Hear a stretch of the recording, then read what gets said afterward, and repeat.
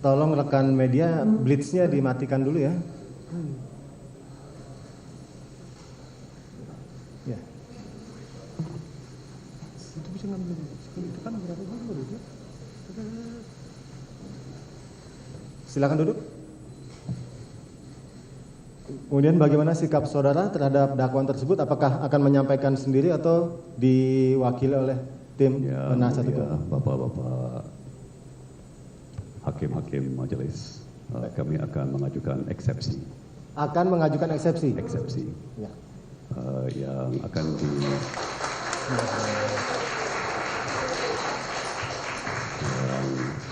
mohon izin akan disampaikan oleh penasihat hukum. Baik, silakan. Terima kasih. Ya, majelis hakim yang kami hormati, mengingat cukup lamanya perkara penyidikan ini dan terdakwa sudah ditahan hampir 4 bulanan, maka kami izin mengajukan eksepsi hari ini juga, saat ini juga. Mohon pengunjung untuk tenang ya, tertib ya. Tidak perlu tepuk tangan. Hargai ruang persidangan ini ya, hargai juga terdakwa. Jadi untuk eksepsi artinya saudara sudah siap? Sudah siap. Untuk dibacakan saat ini? Saat ini. Oke. Baik, demikian penuntut umum ya. Untuk itu memberikan kesempatan kepada terdakwa melalui penasihat hukumnya untuk mengajukan nota keberatan atau eksepsi. Kami berikan kesempatan. Kami juga sudah siapkan PDF-nya untuk bisa ditampilkan. Mohon izin. Ada. Sudah kami sambungkan dengan panitera. Yang penting dibacakan dulu saja. Ya. Terpenting dibacakan ya. Demikian. Silakan kalau sudah siap. Silakan kalau ada kopinya. Ada. Kami mohon izin akan kami bacakan pokok-pokoknya saja. Baik. Jadi hakim. Demikian penuntut umum ya, tidak keberatan. Ya. Ya, inti dari eksepsi. Intinya yang diajukan eksepsi. oleh... Tapi tidak terlepas dari apa yang sudah kami bagikan tadi. Kesemuanya sudah termuat di dalam sini. Sudah ya? termuat. Bismillahirrahmanirrahim. Assalamualaikum warahmatullahi wabarakatuh. Majelis hakim yang terhormat, izinkan kami menyampaikan nota keberatan terhadap kasusnya Thomas Trikasih Lembong. Kita semua tentu ingin menempatkan hukum berdaulat di atas semua kepentingan, sebagaimana yang telah diamanatkan oleh konstitusi kita, Undang-Undang Dasar 1945. Bahwa negara kita adalah negara hukum. Salah satu pilar penting bagi tegaknya negara hukum adalah adanya peradilan bersih dan akuntabel. Sebab hukum tanpa peradilan bersih adalah hukum yang ditulis di atas air. Bahkan hitam putihnya peradaban sebuah bangsa ditentukan oleh peradilannya. Majelis hakim yang terhormat, peradilan sebagai benteng terakhir bagi para pencari keadilan, menjadi rumah perlindungan bagi siapa saja warga negara yang diperlakukan sewenang-wenang, termasuk kesewenang-wenangan yang dilakukan oleh aparat hukum yang mendakwa seseorang tanpa adanya tindakan yang melanggar hukum. Hal ini juga dialami oleh terdakwa saudara Thomas Trikasih Lembong. Semua mengenalnya sebagai orang yang baik dan profesional, seseorang yang telah berkontribusi nyata untuk negara, tetapi justru dirampas kemerdekaannya dengan dijadikan terdakwa dengan dakwaan yang tidak jelas, dakwaan yang tidak cermat, dakwaan yang tidak lengkap. Bahkan dalam dakwaan terdakwa Thomas Trikasih Lembong dipaksa untuk bertanggung jawab atas perbuatan melawan hukum yang dilakukan oleh orang lain. Hal ini menunjukkan jaksa penuntut umum sesungguhnya telah error in person dalam perkara ini. Kasus ini jelas-jelas dipaksakan untuk menjerat terdakwa secara sewenang-wenang karena pasal-pasal dalam undang-undang yang dituduhkan untuk menjerat terdakwa tidak ada sama sekali yang terkait dengan undang-undang tindak pidana korupsi sebagaimana lex specialis, tetapi terkait dengan undang-undang lain yang bukan menjadi kompetensi pengadilan tindak pidana korupsi untuk mengadilinya. Kami sangat prihatin bagaimana sebuah kekuasaan yang dimandatkan oleh peraturan perundang-undangan untuk menegakkan hukum justru digunakan oleh penuntut umum secara sewenang-wenang untuk menghancurkan keadilan seseorang yang harusnya dilindungi. Majelis hakim yang terhormat, sungguh kami miris terdakwa disangka melakukan korupsi sementara 1 rupiah pun penuntut umum tidak bisa membuktikan adanya aliran dana yang masuk ke terdakwa baik secara langsung ataupun tidak langsung. Bahkan semua kinerja keuangan selama beliau menjabat sebagai Menteri Perdagangan pada tahun 2015-2016 telah diaudit oleh Badan Pemeriksa Keuangan dan tidak ditemukan sama sekali adanya penyelewengan pengelolaan keuangan, semuanya clean and clear.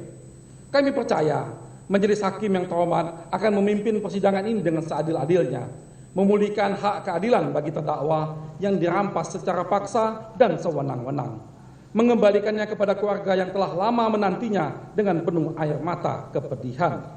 Majelis Hakim yang terhormat, dengan ini izinkan kami penasihat hukum Saudara Thomas Tri Kasih Lembong menyampaikan nota keberatan eksepsi sebagai berikut. Izin melanjutkan yang mulia. A. Pengadilan Tindak Pidana Korupsi pada Pengadilan Negeri Jakarta Pusat tidak berwenang untuk memeriksa dan mengadili perkara akuo. Eksepsi kompetensi absolut.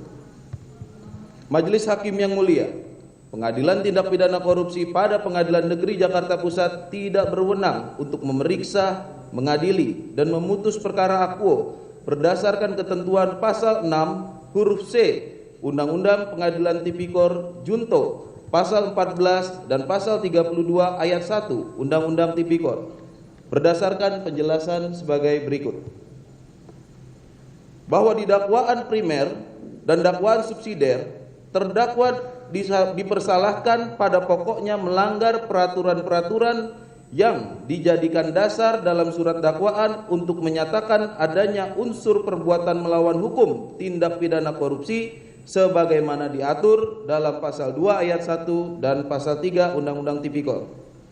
Ketentuan peraturan perundang-undangan yang dijadikan dasar hukum dalam surat dakwaan jaksa penuntut umum merupakan norma hukum dalam ruang lingkup perdagangan dan pangan yang mengatur secara khusus sanksi pidana di bidang perdagangan dan pangan, bukan sanksi di bidang tindak pidana korupsi. 2. Bahwa Undang-Undang Pangan, Undang-Undang Perlindungan dan Pemberdayaan Petani maupun Undang-Undang Perdagangan mengatur ketentuan khusus mengenai sanksi atau ketentuan pidana, sehingga ditinjau dari hukum pidana formil, peraturan-peraturan tersebut merupakan ketentuan pidana khusus atau istimewa atau dikenal dalam hukum lex specialis systematic. Lebih lanjut, peraturan mengenai peraturan pemerintah nomor 60 tahun 2008, peraturan presiden nomor 71 tahun 2015, dan juga peraturan Menteri Perdagangan merupakan perbuatan-perbuatan administratif. 3.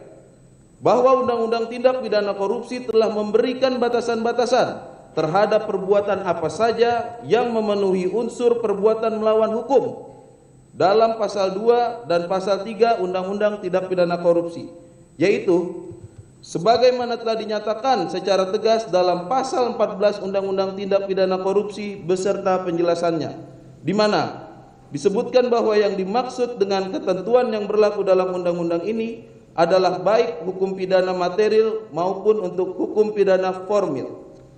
Berdasarkan ketentuan pasal 14 Undang-Undang Tindak Pidana Korupsi, Undang-Undang Tindak Pidana Korupsi hanya diberlakukan terhadap seseorang yang melakukan perbuatan melawan hukum terhadap undang-undang yang mengatur sanksi tindak pidana korupsi, seperti pelanggaran terhadap undang-undang tentang ketentuan umum dan tata cara perpajakan yang menyatakan secara tegas adanya sanksi tindak pidana korupsi. 4. Bahwa maksud dari tujuan pasal 14 Undang-Undang Tipikor tersebut sejalan dengan pasal 5 dan pasal 6 Undang-Undang Tindak Pidana Korupsi, di mana pasal 6 huruf C Undang-Undang Pengadilan Tipikor menyatakan bahwa Pengadilan Tindak Pidana Korupsi hanya berwenang memeriksa, mengadili, dan memutus perkara tindak pidana yang secara tegas dalam undang-undang lain ditentukan sebagai tindak pidana korupsi. Sedangkan pelanggaran yang disebutkan dalam dakwaan jaksa penuntut umum tidak ada satupun yang secara tegas dinyatakan dalam undang-undang sebagai tindak pidana korupsi. Inkasu, Undang-Undang Pangan, Undang-Undang Perlindungan dan Pemberdayaan Petani, serta Undang-Undang Perdagangan. Tidak ada undang-undang tindak pidana korupsi. Pembatasan pengertian perbuatan melawan hukum dalam pasal 6 huruf C Undang-Undang Pengadilan Tipikor juga sejalan dengan pasal 30 ayat 1 huruf D Undang-Undang Kejaksaan Republik Indonesia yang mengatur kewenangan jaksa dalam penuntutan tindak pidana korupsi. 5. Bahwa pada faktanya dasar hukum dari surat dakwaan jaksa penuntut umum untuk menilai adanya tindakan terdakwa untuk melakukan, kami ulangi, adanya tindakan terdakwa untuk memenuhi unsur perbuatan melawan hukum, tidak ada satupun ketentuan yang didakwakan oleh jaksa penuntut umum yang menyatakan secara tegas bahwa tindakan terdakwa adalah tindakan perbuatan melawan hukum dalam undang-undang korupsi. 6.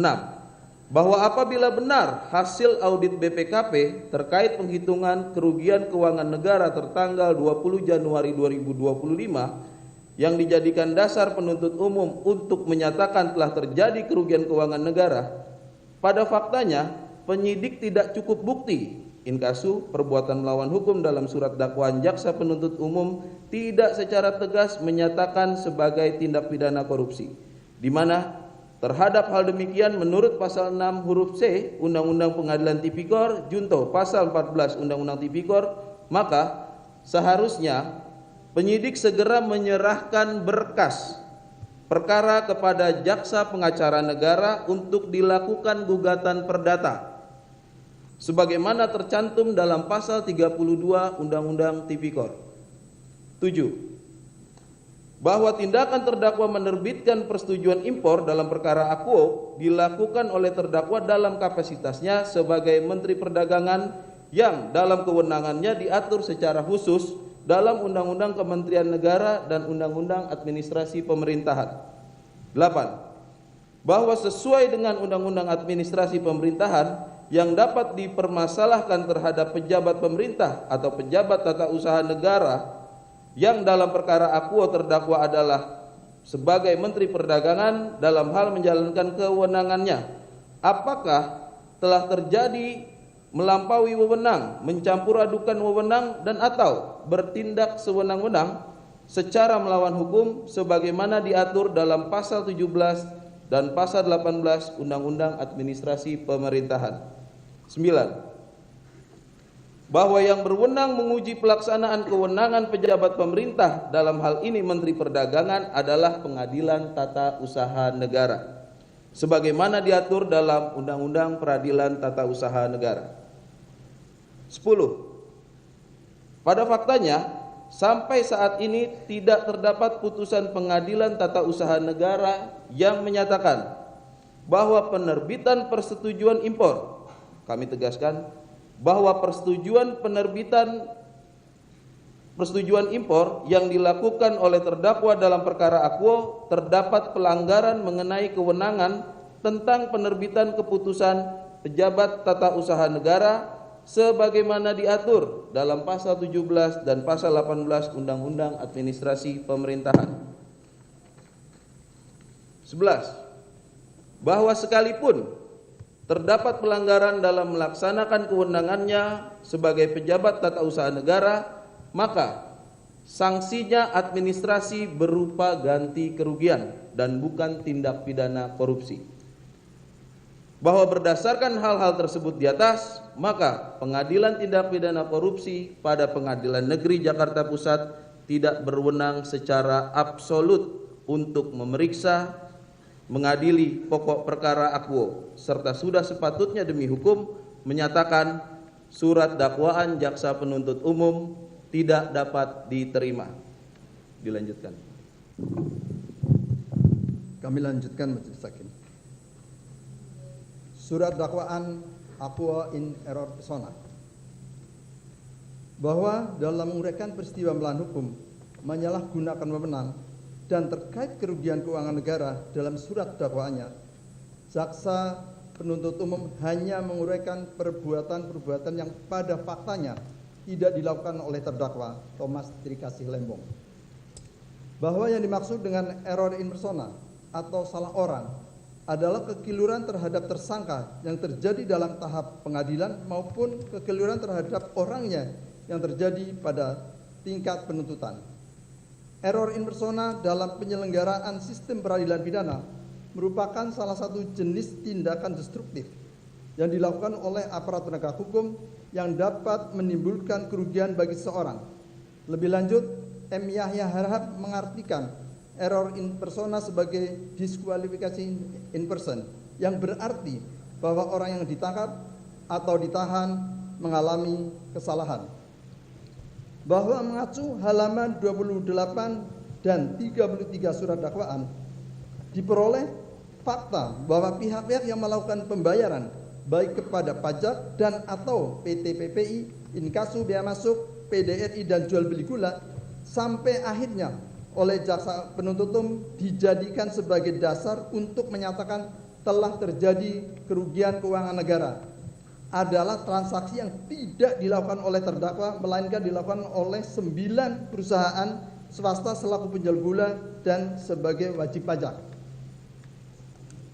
Bahwa pertanggungjawaban atas pembayaran penerimaan negara, inkasu, bea masuk dan PDRI merupakan tanggung jawab pribadi dari wajib pajak yang bersangkutan dan sesuai dengan azas pertanggungjawaban personal dalam hukum pidana yang menyatakan pertanggungjawaban dalam hukum pidana bersifat pribadi. Dengan demikian, terdakwa selaku Menteri Perdagangan demi hukum tidak dapat dimintai pertanggungjawaban atas perbuatan yang dilakukan oleh orang lain. Kami tegaskan kembali, terdakwa selaku Menteri Perdagangan demi hukum tidak dapat dimintai pertanggungjawaban atas perbuatan yang dilakukan oleh orang lain. Bahwa oleh karena jaksa penuntut umum dalam surat dakwanya telah menetapkan terdakwa sebagai pihak yang ikut bertanggung jawab atas perbuatan yang dilakukan oleh 9 perusahaan dengan PT PPI, telah membuktikan jaksa penuntut umum telah error in persona dalam menetapkan Thomas Trikasih Lembong sebagai terdakwa dalam perkara ini. Kami tegaskan, telah membuktikan jaksa penuntut umum telah error in persona dalam menetapkan Thomas Trikasih Lembong sebagai terdakwa dalam perkara ini. Dilanjutkan. Izin melanjutkan yang mulia. Kegiatan importasi gula dalam perkara aku periode 2015 sampai dengan 2016 telah diaudit oleh Badan Pemeriksa Keuangan Republik Indonesia selaku lembaga yang memiliki kewenangan konstitusionalitas untuk menyatakan ada atau tidaknya kerugian keuangan negara. Dengan demikian, dakwaan penuntut umum yang didasarkan pada laporan hasil audit perhitungan kerugian keuangan negara nomor PE 03-R/R/51-D5-01/2025 tanggal 20 Januari 2025 dari Badan Pengawasan Keuangan dan Pembangunan Republik Indonesia haruslah dinyatakan batal demi hukum. Bahwa dalam surat dakwaannya, jaksa penuntut umum menyatakan telah terjadi kerugian keuangan negara dalam perkara akuo yang didasarkan pada laporan hasil audit BPKP terkait perhitungan kerugian keuangan negara tertanggal 20 Januari 2025 sebagaimana tercantum dalam halaman 6, 44, 51 dan 90 surat dakwaan jaksa penuntut umum dianggap telah dibacakan.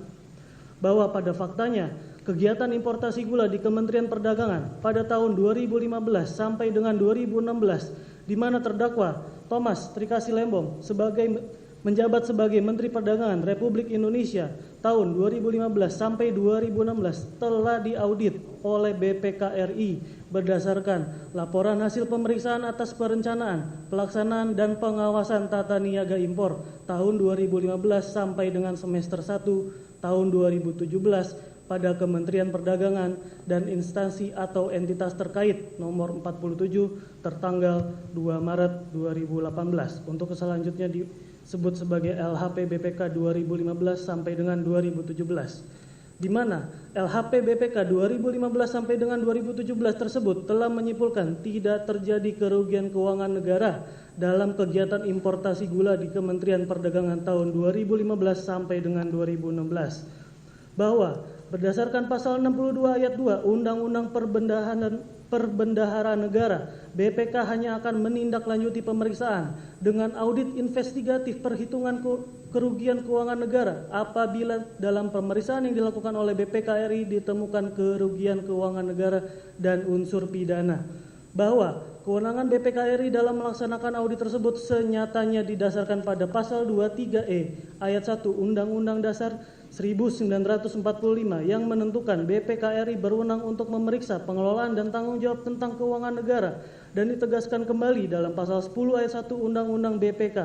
Hal ini juga ditegaskan dalam Surat Edaran Mahkamah Agung Republik Indonesia nomor 4 tahun 2016 yang telah diubah dengan SEMA RI nomor 1 tahun 2005 yang intinya menyatakan bahwa yang memiliki wewenang untuk mendeklarasikan kerugian keuangan negara adalah Badan Pemeriksa Keuangan RI.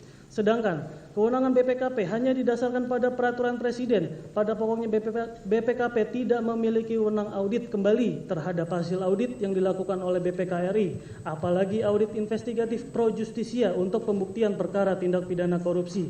Adapun sampai dengan saat ini tidak pernah terdapat putusan pengadilan, penetapan dan atau keputusan yang membatalkan LHP BPK 2015 sampai dengan 2017. Sehingga laporan hasil audit BPKP terkait perhitungan kerugian keuangan negara atas tertanggal 20 Januari 2025 telah nebis in idem dan tidak berdasar. Dengan demikian, surat dakwaan jaksa penuntut umum adalah bertentangan dengan hukum nebis in idem dan error in juris, dan surat dakwaan jaksa penuntut umum haruslah dinyatakan batal demi hukum. Dilanjutkan oleh rekan saya yang mulia.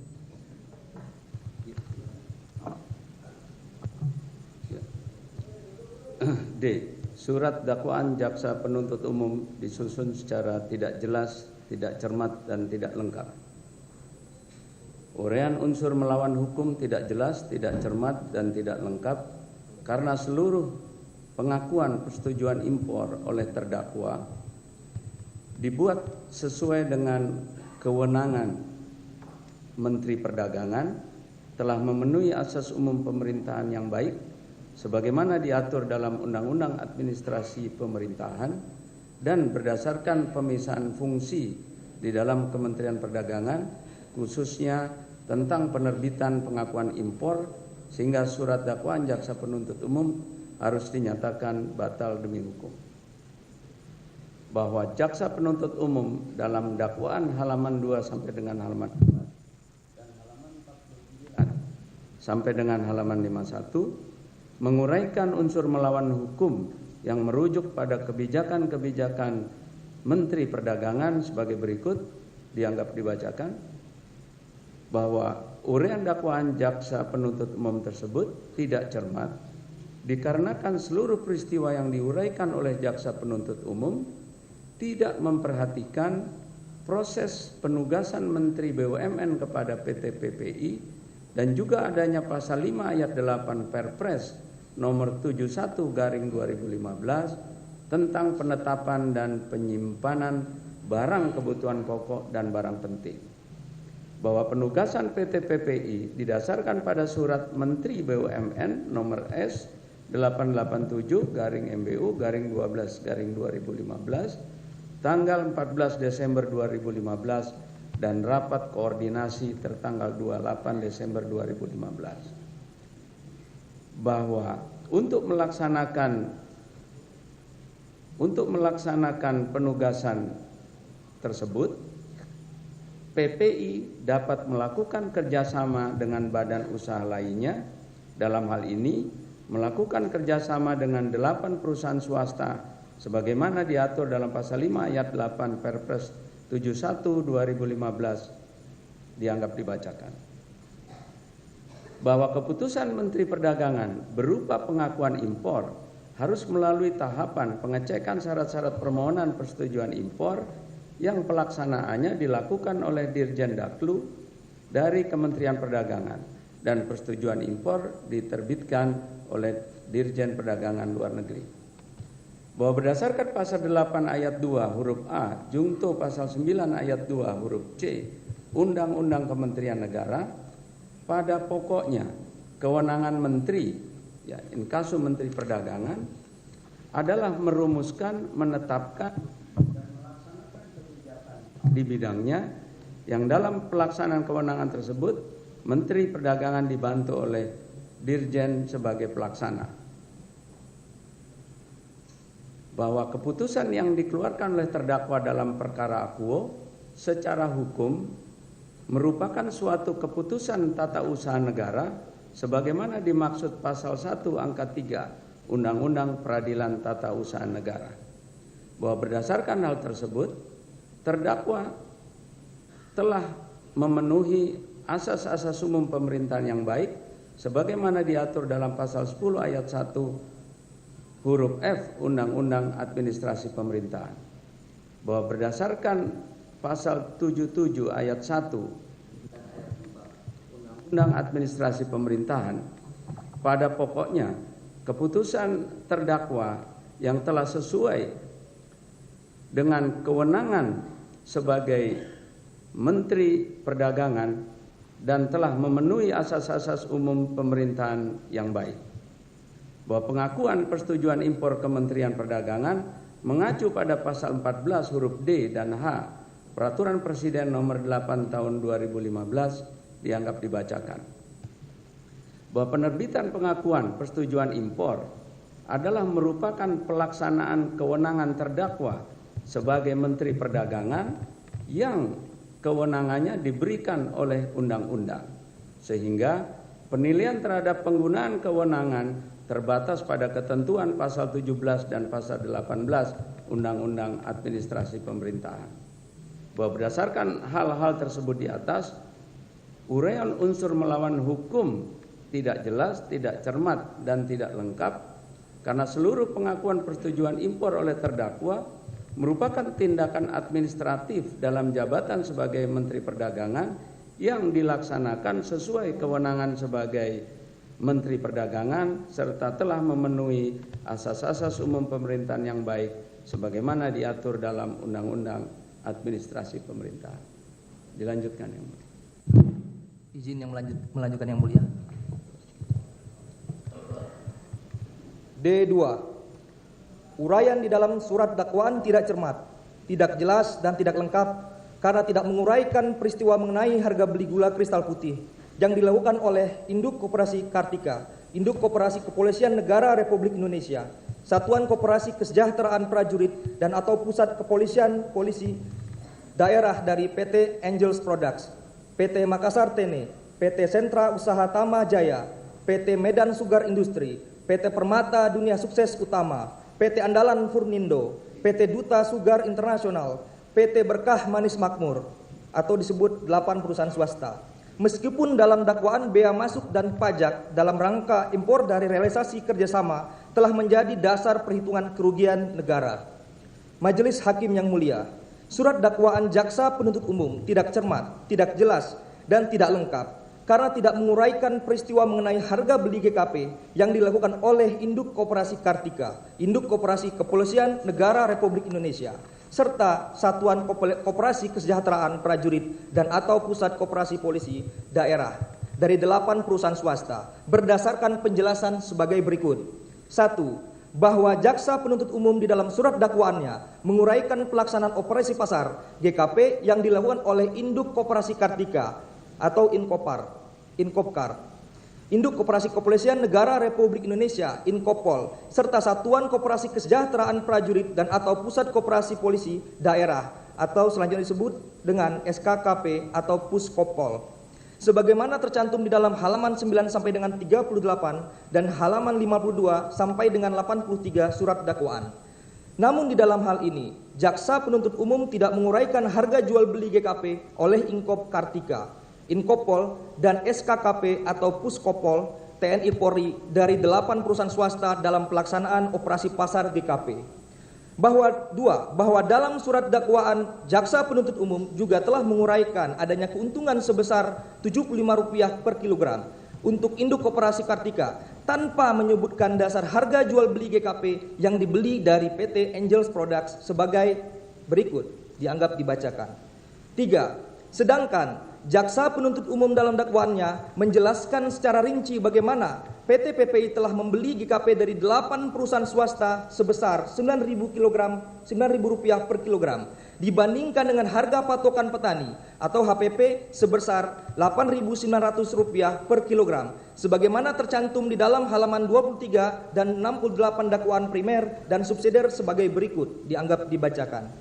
4. Bahwa jaksa penuntut umum dalam hal ini telah menguraikan di dalam surat dakwaan terkait adanya harga jual beli GKP antara PT PPI dengan 8 perusahaan swasta yang menjadi dasar kerugian negara terkait pemenuhan stok serta stabilisasi harga gula. Namun, terhadap pembelian GKP oleh Induk Koperasi Kartika, Induk Koperasi Kepolisian Negara Republik Indonesia, Satuan Koperasi Kesejahteraan Prajurit dan atau Pusat Koperasi Polisi Daerah tidak dijelaskan secara rinci dan lengkap sehingga menjadi tidak jelas dasar kerugian terhadap pembelian GKP oleh Induk Koperasi Kartika, Induk Koperasi Kepolisian Negara Republik Indonesia, Satuan Koperasi Kesejahteraan Prajurit dan atau Pusat Koperasi Polisi Daerah. 5. Bahwa berdasarkan hal-hal tersebut di atas, maka surat dakwaan menjadi kabur dan tidak jelas atau obscurable. Karena di dalam hal ini, jaksa penuntut umum di dalam menguraikan surat dakwaannya tidak menguraikan peristiwa mengenai harga beli GKP yang dilakukan oleh Induk Koperasi Kartika, Induk Koperasi Kepolisian Negara Republik Indonesia, Satuan Koperasi Kesejahteraan Prajurit dan atau Pusat Koperasi Polisi Daerah dari 8 perusahaan swasta. Meskipun bea masuk dan pajak dalam rangka impor dari realisasi kerjasama dimaksud menjadi dasar nilai kerugian negara. Bahwa oleh karena surat dakwaan tidak cermat dan tidak lengkap, sudah sepatutnya demi hukum yang mulia majelis hakim yang memeriksa dan memutus perkara quo menyatakan surat dakwaan jaksa penuntut umum batal demi hukum. Izin dilanjutkan yang mulia. Melanjutkan yang mulia. D3.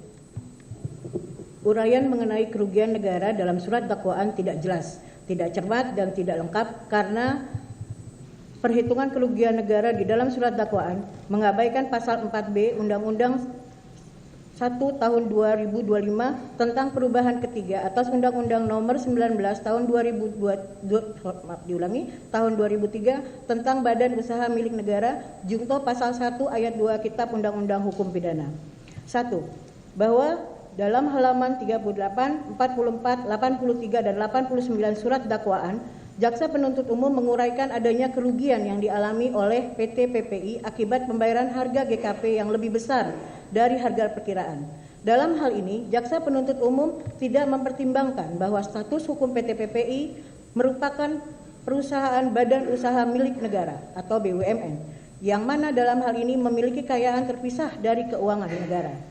2. Bahwa mengingat status PT PPI dalam perkara akuo merupakan perusahaan yang berstatus sebagai BUMN, maka berdasarkan pasal 4B Undang-Undang Nomor 1 Tahun 2025 tentang perubahan ketiga atas Undang-Undang Nomor 19 Tahun 2003 tentang BUMN menyatakan keuntungan maupun kerugian yang dialami oleh BUMN bukan merupakan keuntungan maupun kerugian negara. Bahwa surat dakwaan jaksa penuntut umum tertanggal 25 Februari 2025 yang menggunakan perhitungan kerugian keuangan negara yang dilakukan oleh Badan Pengawasan Keuangan dan Pembangunan BPKP sebagaimana tertuang di dalam laporan yang diterbitkan pada tanggal 20 Januari 2025 tidak mempertimbangkan ketentuan hukum yang berlaku khususnya pasal 4B Undang-Undang BUMN junto pasal 1 ayat 2 Kitab Undang-Undang Hukum Pidana sebagai berikut. Pasal 4B Undang-Undang BUMN, keuntungan atau kerugian yang dialami BUMN merupakan keuntungan atau kerugian BUMN. Pasal 1 ayat 2 KUHP, bila ada perusahaan dalam perundang-undangan sesudah perbuatan dilakukan, maka terhadap terdakwa diterapkan ketentuan yang paling menguntungkan. 4. Bahwa berdasarkan hal-hal tersebut di atas, menimbang Undang-Undang BUMN telah diberlakukan terlebih dahulu sebelum tanggal surat dakwaan dibuat, maka surat dakwaan menjadi kabur dan tidak cermat. Karena jaksa penuntut umum di dalam menguraikan surat dakwaan tidak berdasarkan pada undang-undang yang berlaku, yaitu Undang-Undang Nomor 1 Tahun 2025 tentang perubahan ketiga atas Undang-Undang Nomor 19 Tahun 2003 tentang Badan Usaha Milik Negara junto pasal 1 ayat 2 Kitab Undang-Undang Hukum Pidana.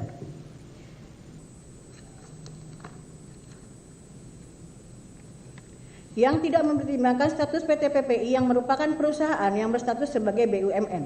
Dalam hal ini, jaksa penuntut umum tidak teliti dalam mempersiapkan surat dakwaan. bahwa oleh karena surat dakwaan kabur dan tidak cermat, sudah sepatutnya demi hukum yang mulia majelis hakim yang memeriksa dan memutus perkara akuo menyatakan dakwaan jaksa penuntut umum batal demi hukum. Lanjutkan Yang Mulia. Izin lanjutkan Yang Mulia.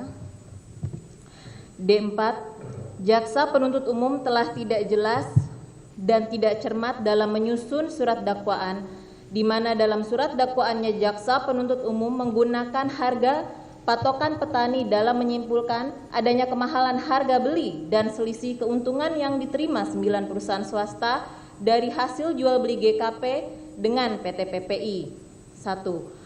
Bahwa dalam surat dakwaannya jaksa penuntut umum menyatakan terdapat kemahalan harga beli gula kristal putih yang dilakukan PT PPI dengan 9 perusahaan swasta yang kemudian secara melawan hukum dijadikan dasar oleh BPKP RI dan jaksa penuntut umum dalam menetapkan kerugian keuangan negara dalam perkara akuo. Bahwa dalam halaman 28, 33, 74, dan 78 surat dakwaan penuntut umum, jaksa penuntut umum menguraikan adanya kerugian yang dialami oleh PT PPI akibat pembayaran harga GKP yang lebih mahal dari harga patokan petani. Padahal dalam surat dakwaan, GKP dibeli oleh PT PPI dari 9 perusahaan swasta yang merupakan importir sekaligus produsen gula, bukan dari petani, sehingga tidak tepat apabila perhitungan jaksa penuntut umum didasarkan pada harga patokan petani. Bahwa hal tersebut telah membuktikan jaksa penuntut umum tidak jelas, tidak cermat dalam menyusun surat dakwaan karena jaksa penuntut umum mencampur adukan antara kedudukan petani dengan kedudukan 9 perusahaan swasta yang berkedudukan sebagai importir dan produsen gula. Padahal dalam dakwaannya, jaksa penuntut umum telah mengetahui mengenai kedudukan 9 perusahaan swasta sebagai importir dan produsen gula, dan harga patokan petani hanya berlaku di tingkat petani. Hal ini sebagaimana diatur dalam pasal 1 angka 2 Peraturan Menteri Perdagangan nomor 35 tahun 2015 tentang penetapan harga patokan petani gula kristal putih tahun 2015 dan pasal 1 angka 2 Peraturan Menteri Perdagangan nomor 42 tahun 2016 tentang penetapan harga patokan petani gula kristal putih tahun 2016 yang menentukan harga patokan petani yang selanjutnya disingkat HPP adalah patokan harga gula kristal putih di tingkat petani. Saya ulangi, di tingkat petani. Bahwa surat dakwaan jaksa penuntut umum juga tidak mencantumkan dasar hukum atau peraturan perundang-undangan yang relevan dalam menentukan harga patokan petani dalam perkara akuo. Selain hal tersebut di atas, dalam surat dakwaan akuo, penuntut umum telah tidak jelas dan tidak cermat dalam memberikan rincian nilai kerugian keuangan negara, di mana dalam surat dakwaan akuo tidak diuraikan mengenai metode perhitungan masing-masing komponen sehingga bisa mendapatkan penghitungan kerugian keuangan negara sebesar Rp578.411.622,47 sehingga terbukti jaksa penuntut umum tidak memberikan gambaran yang jelas dan cermat tentang akibat dari tindak pidana yang didakwakan terhadap terdakwa. Dengan demikian telah terang dan jelas bahwa surat dakwaan akuo disusun secara tidak cermat, tidak jelas dan tidak lengkap. Bahwa dengan demikian sudah seharusnya surat dakwaan jaksa penuntut umum dinyatakan batal demi hukum.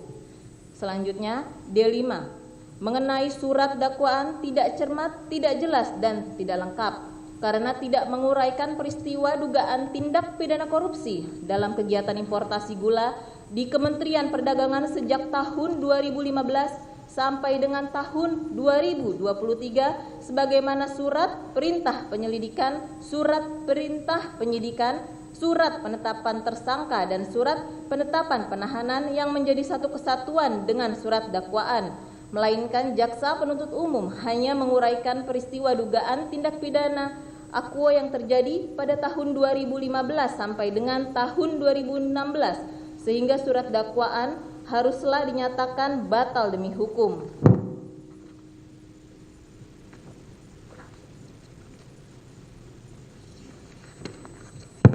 bahwa dalam halaman 1 sampai dengan 4 surat dakwaannya, surat dakwaan jaksa penuntut umum tidak menguraikan peristiwa dugaan tindak pidana korupsi dalam kegiatan importasi gula di Kementerian Perdagangan dalam kurun waktu tahun 2015 sampai dengan tahun 2023, melainkan jaksa penuntut umum hanya menguraikan dugaan tindak pidana yang terjadi sejak bulan Agustus tahun 2015 sampai dengan bulan Juli tahun 2016 atau pada waktu lain dalam tahun 2015 sampai dengan tahun 2016, bahwa kewajiban jaksa penuntut umum dalam menyusun dan menguraikan dugaan tindak pidana yang dilakukan oleh terdakwa sejak tahun 2015 sampai dengan 2023 padahal telah dinyatakan dalam surat yang dikeluarkan oleh penyidik, antara lain surat perintah penyelidikan dari Direktur Penyidikan pada Jaksa Agung Muda Tindak Pidana Khusus nomor print strip 29-F-2-1-07-07-2023 tanggal 31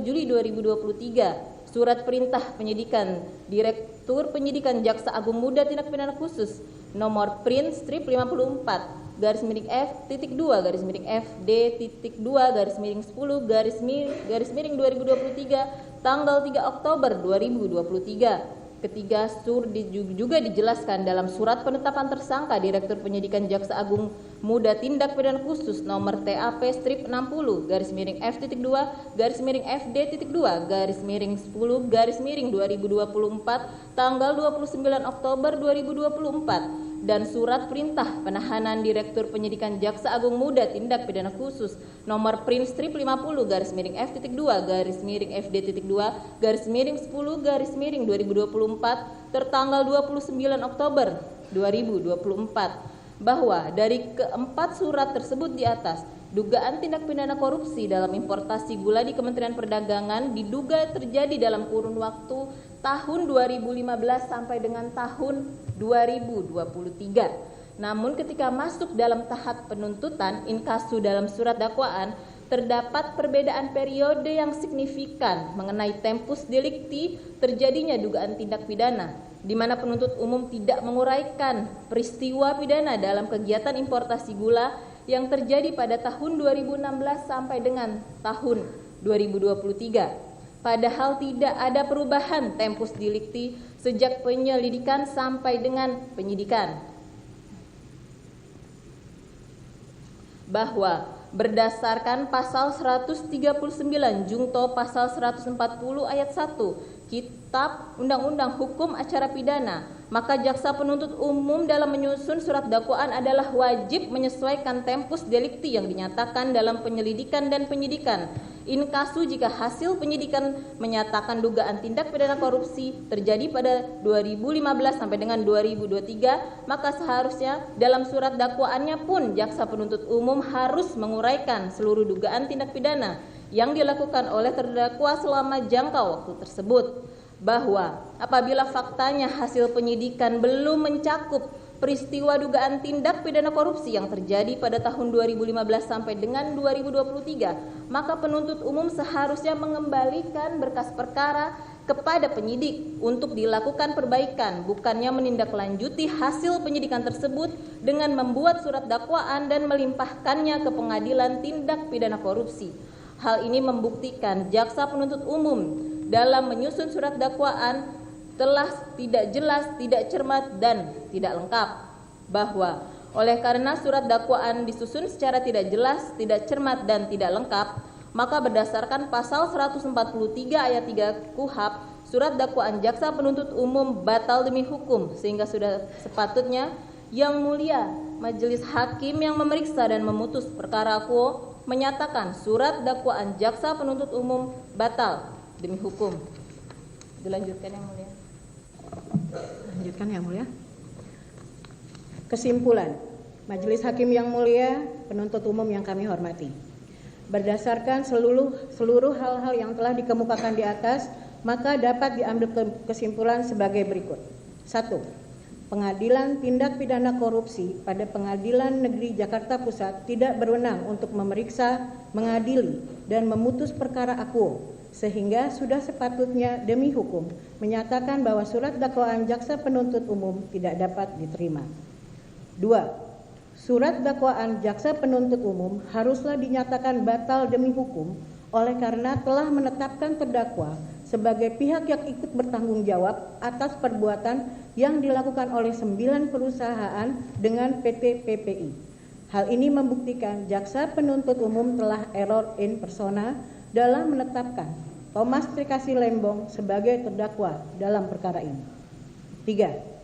Surat dakwaan jaksa penuntut umum haruslah dinyatakan batal demi hukum oleh karena dalam mendalilkan unsur kerugian keuangan negara pada perkara akuo, jaksa penuntut umum menggunakan laporan hasil audit yang dikeluarkan BPKP-RI. Sedangkan pada tahun 2018, BPK-RI sebagai lembaga yang berwenang secara konstitusional menghitung kerugian keuangan negara telah melakukan pemeriksaan terhadap kegiatan importasi gula di Kementerian Perdagangan berdasarkan LHP BPK 2015-2017 yang menyimpulkan tidak ada kerugian keuangan negara. Surat dakwaan jaksa penuntut umum tidak lengkap, tidak cermat, dan tidak jelas, sehingga tidak memenuhi ketentuan pasal 143 ayat 2 huruf B KUHP. Dan oleh karenanya surat dakwaan jaksa penuntut umum sudah sepatutnya dinyatakan batal demi hukum. Dilanjutkan. Majelis Hakim yang kami hormati, penuntut umum dan hadirin yang kami sayangi. Sampailah kami kepada permohonan berdasarkan seluruh uraian yang telah disampaikan dalam eksepsi ini. Maka penasihat hukum terdakwa mohon agar Majelis Hakim Pengadilan Tindak Pidana Korupsi pada Pengadilan Negeri Jakarta Pusat yang memeriksa dan memutus perkara ini dapat memberikan putusan sebagai berikut. 1. Menerima dan mengabulkan eksepsi dari penasihat hukum terdakwa Thomas Trikasih Lembong untuk seluruhnya.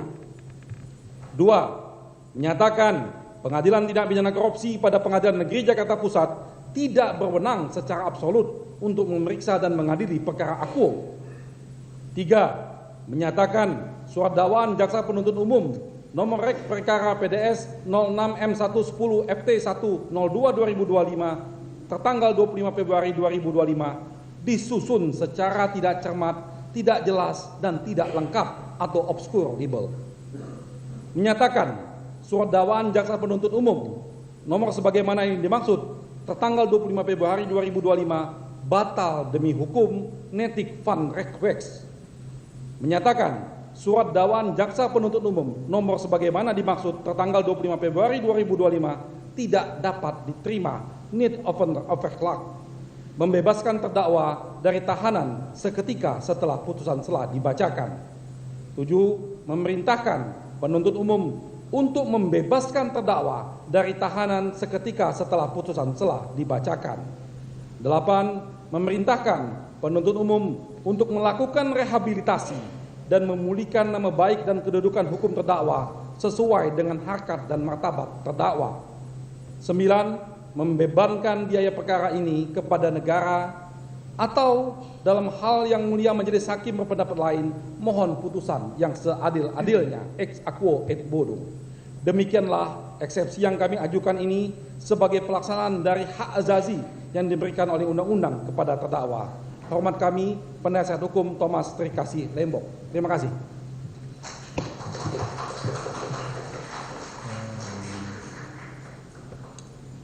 Baik, demikian untuk eksepsi telah dibacakan oleh penasihat hukum tadi secara bergantian. Selanjutnya terhadap eksepsi atau nota keberatan tersebut, apakah penuntut umum akan mengajukan tanggapan atau pendapatnya? Izin yang mulia, kami atas nota keberatan atau eksepsi dari terdakwa akan mengajukan tanggapan secara tertulis yang mulia. Oleh karena itu kami mohon waktu 1 minggu untuk menyusun tanggapan tersebut. Kalau tidak sampai 1 minggu, bisa? Selasa tanggal 11? Kami siap yang mulia. Selasa tanggal 11 ya. Demikian.